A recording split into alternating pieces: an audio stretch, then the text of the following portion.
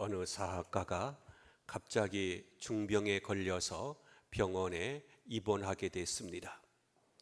여러 차례 수술을 받으면서 병마와 싸웁니다. 그에게는 오로지 목숨이라도 건져야 하겠다고 하는 일념밖에 없었습니다. 많은 비용을 써가며 오랫동안 치료한 결과 마침내 건강을 회복하게 되었습니다. 감사한 마음을 가지고 집으로 돌아옵니다.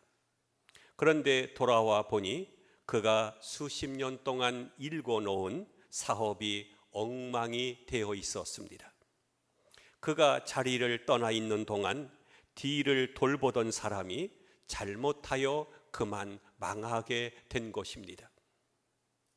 수십 년간의 수고와 땀과 공적이 물거품이 되어버린 것을 보고 그는 허탈감에 빠지고 맙니다.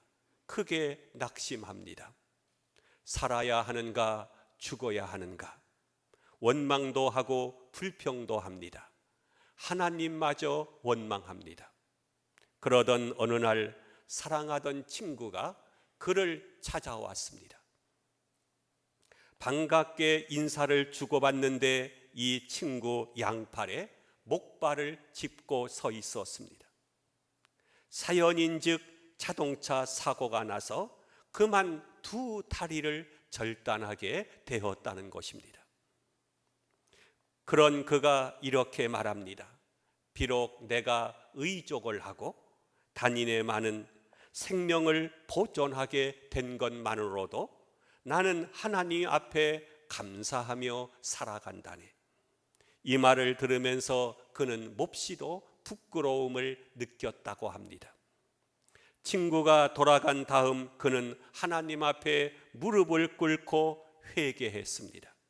하나님, 제가 잘못했습니다. 저는 두 팔도 두 다리도 온전합니다. 두 눈도 있습니다. 이제는 건강도 회복했습니다. 저는 행복합니다. 저는 복을 많이 받은 사람입니다. 저는 넉넉합니다. 더 이상 바랄 것이 없습니다. 여러분, 이 세상에서 가장 불행한 사람이 누구인 줄 압니까? 그것은 복을 받지 못한 사람이 아닙니다. 복을 받고서도 복이 무엇인지 모르면서 사는 사람인 것입니다. 행복이 무엇인가를 모르기에 그는 영원히 불행할 수밖에 없습니다. 행복은 물질에 있지 않습니다. 지식이나 지유에 있지도 않습니다. 환경에 있는 것도 아닙니다. 한 가지 분명한 것은 불행한 사람은 어디에 있어도 불행하다는 것입니다. 행복한 사람은 어떠한 환경에서나 행복하게 살아간다는 것입니다. 또 하나 분명한 것이 있습니다. 복을 빼앗는 사람은 나쁜 사람이죠. 그러나 복을 빼앗기는 사람도 좋은 사람은 아닙니다. 속이는 사람 물론 나쁜 사람입니다. 그러나 속는 사람도 선한 사람이라고 말할 수는 없을 것입니다. 왜냐하면 속을 수밖에 없는 이유가 그 안에 있기 때문입니다. 여러분, 살아가면서 혹시 사기를 당해본 일이 있습니까? 그래서 물질을 잃어버렸습니까?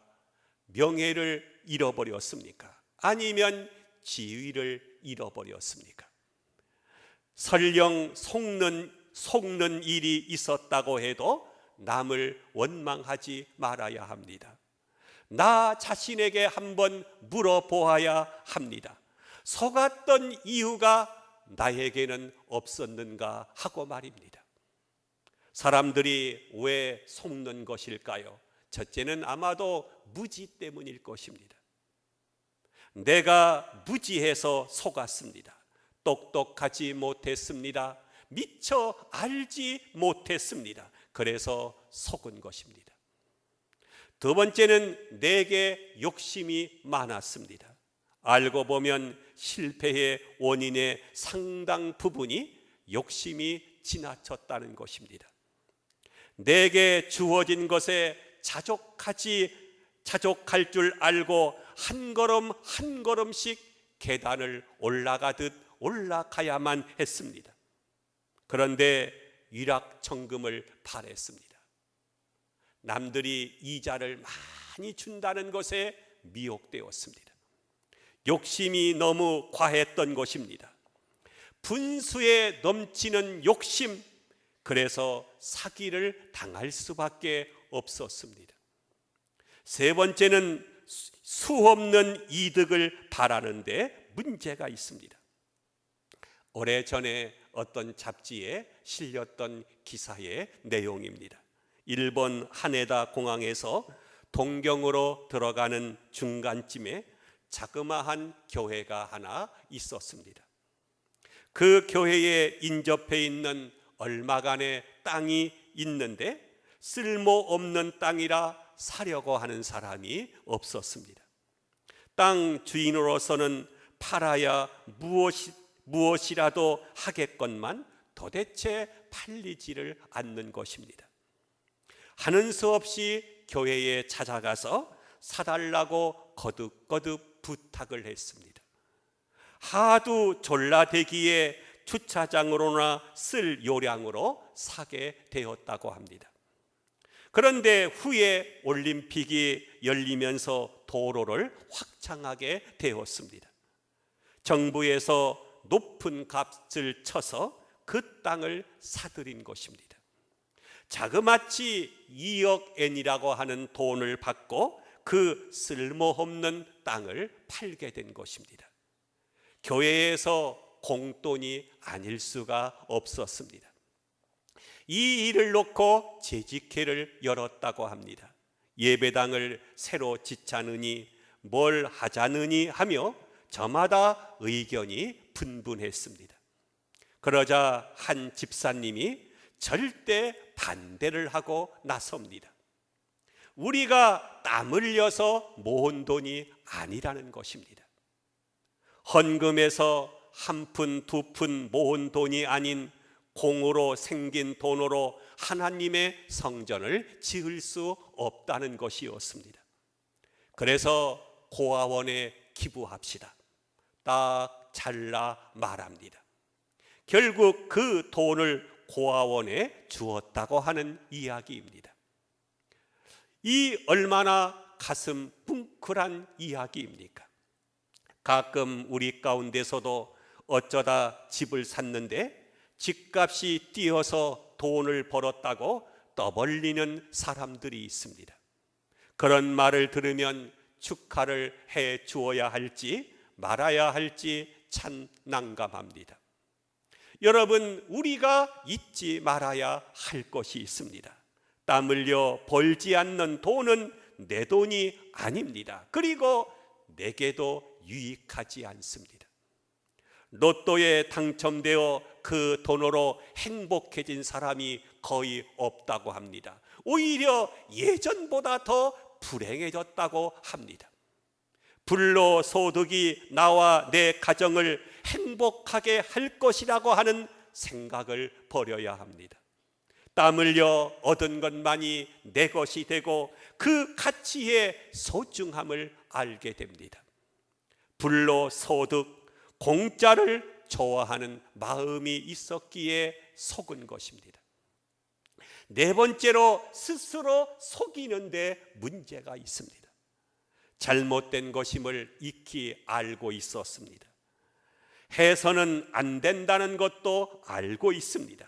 그러나 딱 한 번만 하다가 짐짓 크게 당하고 마는 것입니다. 오늘 성경에 보면 야곱의 아들 에서와 야곱의 이야기가 나옵니다.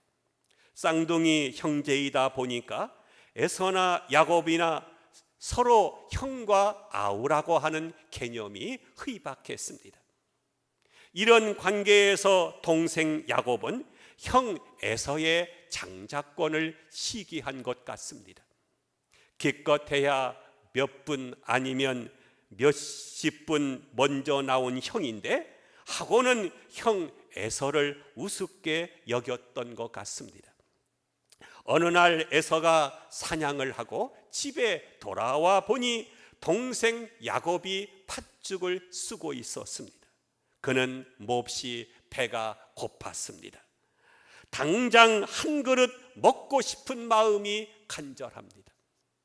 성경에는 간단하게 나와 있습니다마는 꽤나 시비를 벌였을 것입니다. 내가 곤비하니 그 붉은 것을 나로 먹게 하라. 이렇게 이 에서는 야곱에게 조릅니다. 그러자 야곱이 약사빠른 짓을 합니다. 형의 장자의 명분을 내게 팔라고 합니다. 그때 에서가 말합니다. 내가 죽게 되었으니 이 장자의 명분이 내게 무엇이 유익하리요? 야곱이 한마디 더 합니다. 오늘 내게 맹세하라. 어리석은 에서는 맹세를 하고 장자의 명분을 동생 야곱에게 판 것입니다. 팥죽 한 그릇에 그 소중한 장자권을 판 것입니다. 뒤늦게 깨닫게 된 에서는 자기의 잘못을 생각하지 않고 야곱을 미워하고 심지어는 죽이겠다고 합니다. 증오와 원한을 품고 두 형제는 평생을 살아가게 됩니다. 슬픔의 인생이 된 것입니다. 어리석은 자의 대표가 된 것이죠. 여러분은 축복을 어떻게 생각하십니까? 혹 내 노력으로 내 지식과 경험으로 되었다고 생각합니다마는 모든 것이 복입니다. 하나님의 축복이 없이는 되어지는 것이 아무것도 없습니다. 모름지기 사람은 하나님께 복을 받아야 합니다. 유명한 주석가이자 목사인 매튜 헨리는 이렇게 말했습니다. 나는 하나님의 인도하심과 보호하심과 도와주심과 성공케 하심과 자비로우심을 구하는 기도를 드리지 않고서는 어떠한 일도 할 수가 없다. 설교도 할 수 없고 강연도 할 수 없고 축도도 할 수 없다고 말했습니다.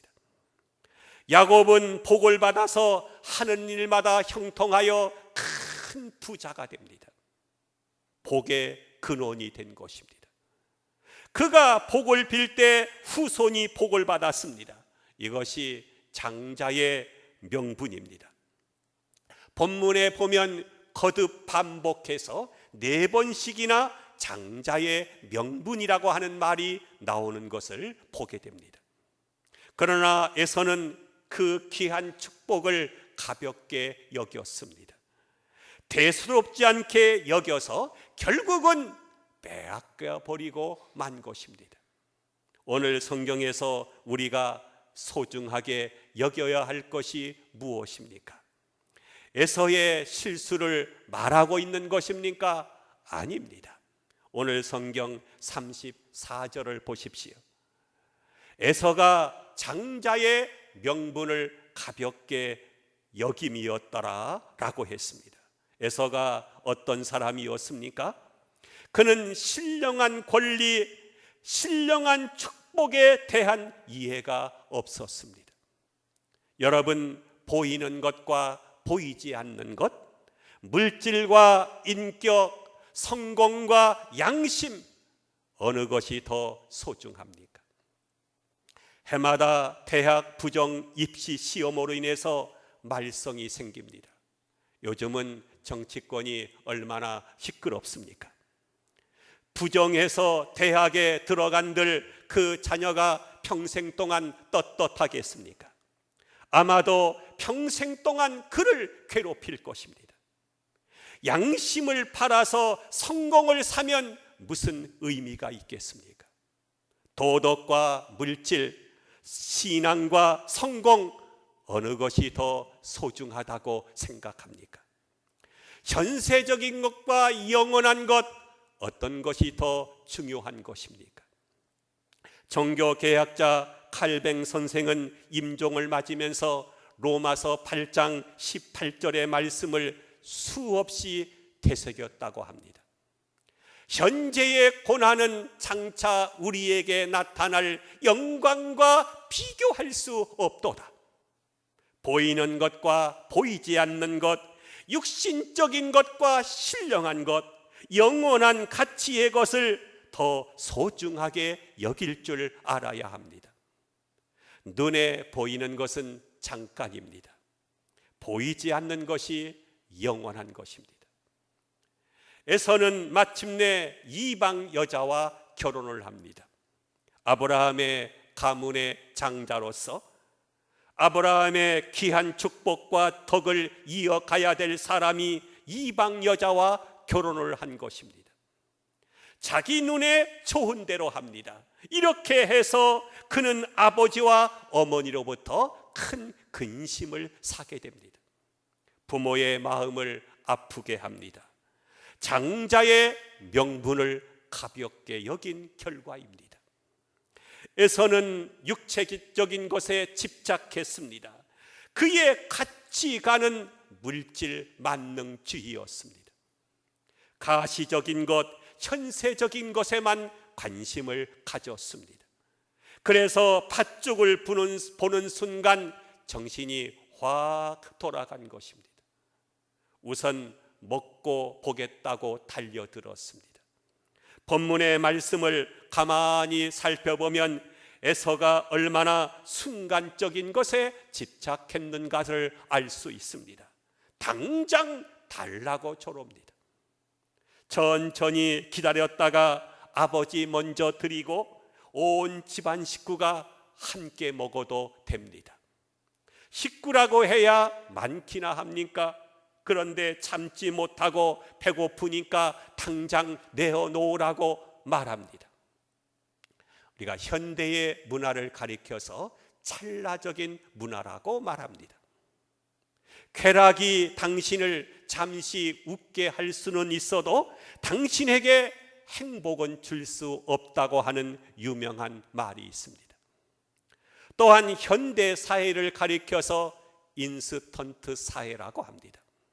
모두가 인스턴트입니다. 3분 나면 1분이면 먹을 수 있게 되었습니다. 인스턴트 식품은 우리에게 편리함을 주지만 몸에는 해롭습니다. 그런데 사람들은 쉽고 빠른 것만을 찾습니다. 예전에는 남자보다 여자가 느긋한 편이었습니다. 남자들이 급하다고 펄펄 뛰어도 여자들은 기다리라고 여유를 가졌습니다. 그 이유를 두 가지를 들 수가 있을 것입니다. 하나는 10달을 기다리는 것입니다. 아무리 급해도 10달을 기다려야만이 아기를 낳을 수가 있습니다. 또 하나는 밥을 하는 과정입니다.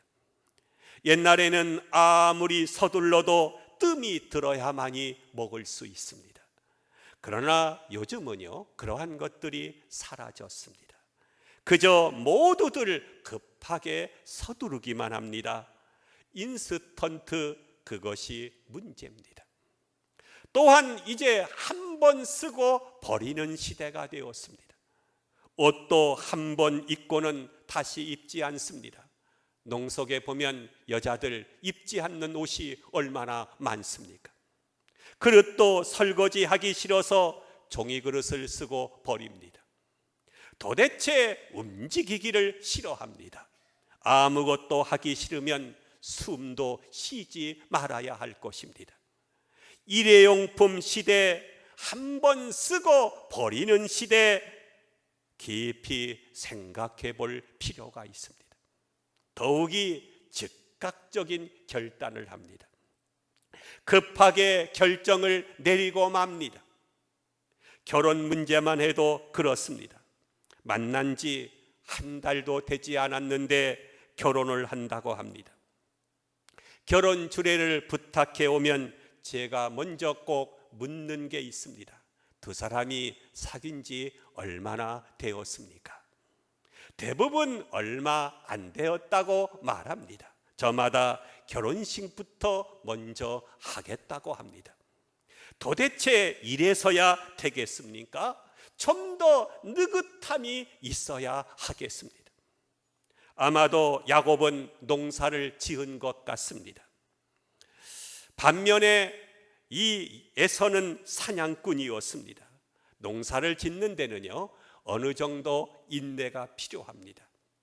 봄에 심으면 가을에 가서야 거둘 수가 있습니다. 그래서 야곱에게는 인내심이 있었을 것입니다. 그런데 사냥은 그야말로 운이 좋아야 한 마리 건지는 것이 아니겠습니까? 사냥꾼 에서가 좀 서두르는 성격이 있었던 것은 아마도 그래서라고 볼 수 있습니다. 본문 32절을 보겠습니다. 에서가 이르되 내가 죽게 되었으니 장자의 명분이 내게 무엇이 유익하리요? 가만히 생각해 보십시오. 그가 정말 죽게 되었습니까? 배고픈 것으로 쉽게 죽지 않습니다. 좀 더 있다가 먹어도 될 것입니다. 내가 당한 사건을 과장하는 것, 여기에 문제가 있습니다. 하나의 소원을 가지고 있는데 그것이 이루어지지 않으면 죽겠다고 말하는 사람이 있습니다. 이를테면 대학에 떨어졌다고 죽어버리겠다느니 시련을 당해서 죽어버리겠다고 하는 사람들이 있는데 그것은 잘못입니다. 가끔 결혼 문제를 놓고서 고민하는 여성이 있습니다.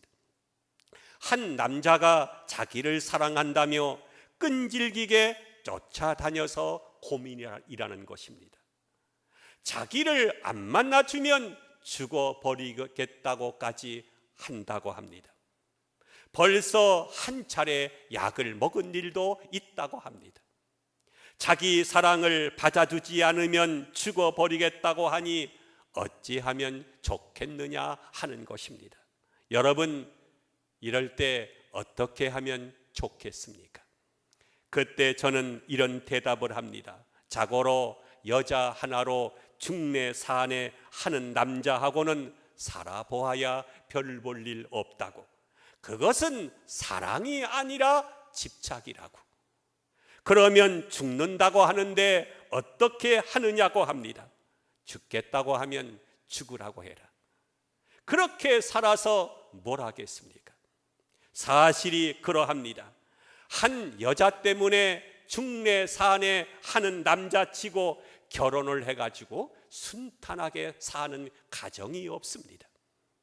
한때 사랑에 미쳐서 너 아니면 죽겠다 하고 한마디쯤 해보는 것은 모르겠습니다. 그러나 사람이 한 여자와 한 남자로 인해서 죽어서야 되겠습니까? 너 아니면 죽는다고 하고는 다른 여자하고 결혼하고 잘만 삽디다. 한 가지 일을 놓고 되면 살고 안 되면 죽는다. 이 얼마나 어리석은 일입니까? 자기만 죽겠다고 하면 그래도 괜찮습니다. 남까지 죽이고자 하는 사람이 있어서 문제입니다. 이 일을 극대화시켜서 목숨까지 거는 것입니다. 어리석고 바보스러운 사람들입니다. 팥죽 한 그릇 먹지 않을 수도 있습니다. 그런데 내가 배가 고파 죽게 되었는데 장자의 명분이 무엇이냐고 말합니다. 이러한 생각이 그를 멸망의 구렁텅이로 빠뜨리게 되는 것입니다. 좀 더 나아가서 미래의 영광보다 눈앞의 이익만 생각하는 것이 문제입니다. 신령한 것에는 아랑곳하지 않습니다. 미래의 약속에 대한 축복에는 관심도 없습니다. 오로지 눈앞의 일만 생각합니다. 그래서 결국에는 어리석은 자가 되고 마는 것입니다. 고사성어에 보면 조삼모사라고 하는 말이 있습니다. 송나라 때에 서공이라고 하는 사람이 원숭이를 좋아해서 집에서 많이 키우고 있었습니다. 그런데 날이 갈수록 원숭이의 숫자가 많아져서 먹이를 댈 수가 없었습니다. 그렇다고 죽일 수도 없는 노릇이고 해서 원숭이들에게 말했습니다. 이제부터 열매를 아침에는 3개, 저녁에는 4개를 주겠다고 했습니다. 그러자 원숭이들이 그 적은 것에 불만을 품고 노하여 데모를 합니다. 그래서 이제는 순서를 바꿔서 그러면 아침에는 4개, 저녁에는 3개를 주겠다고 하자 원숭이들이 좋아했다고 하는 이야기입니다. 이렇듯 사람들도 당장 눈앞에 보이는 이익만 생각합니다. 여러분, 미래를 위해서 오늘의 고통을 얼마나 이겨낼 수 있습니까? 지금의 고통을 감내할 수 있겠습니까? 가만히 보면 미래는 제쳐주고 현재만 생각하는 사람들이 있습니다. 이러한 사람들 때문에 늘 사회가 시끄럽습니다. 약속의 축복은 저 미래에 있습니다. 저 미래의 약속을 바라보면서 오늘의 고난을 참아가는 것이 바로 인격자의 삶인 것입니다. 그리고 창세기 27장 36절과 41절을 보면 모든 책임을 야곱에게 미룹니다. 심지어 야곱을 증오하며 죽이겠다고 합니다. 이 얼마나 어리석은 사람입니까? 자기가 장자권을 팔아먹어서 그렇게 된 것인데 말입니다. 나한테 주어진 축복을 내가 잘 간직하지 못하면 그 축복은 나와 무관해지게 됩니다. 사기를 당하여 빼앗기고 마는 것입니다. 오늘도 십자가 없는 믿음, 말씀이 없고 성령이 없는 믿음, 자기 십자가를 지고 따르기를 거절하는 믿음 때문에 문제입니다. 에서는 분명히 복을 받을 장자의 명분을 갖고 태어났습니다마는 그는 그 복을 사기당하고 맙니다. 그러나 야곱은 신령한 복을 간절히 사모한 나머지 마침내 장자의 기업을 누리게 됩니다. 신령한 것, 영원한 것, 복된 것이 무엇인가를 깨달아서 복을 받을 뿐만 아니라 그 복을 간직하고 누리며 살아가는 우리 모두가 되어지기를 주의 이름으로 축복하며 축원함을 드립니다. 기도합니다.